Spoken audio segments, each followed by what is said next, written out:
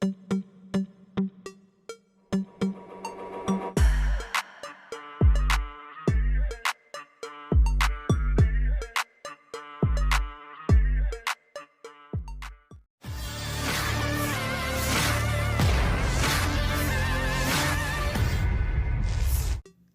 rekaman penampakan kekejaman drone peledak Rusia saat menghantam tentara Ukraina di medan pertempuran.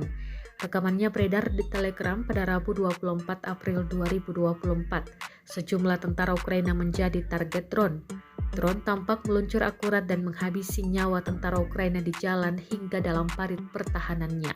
Dalam keterangan unggahan disebutkan, inilah rekaman baru saat penghancuran personel Ukraina oleh drone FPV VT-40. Sayangnya tidak dirincikan lokasi di mana saja menjadi sasaran serangan drone Rusia kali ini. Dan diketahui pula pasukan Rusia telah mencapai kemajuan yang signifikan di koridor sempit di Ukraina Timur menurut laporan dan Sabak di Kiev dan Luke Harding. Selain itu, serangan besar-besaran Rusia sedang dilakukan untuk merebut kota Chasiv Yar.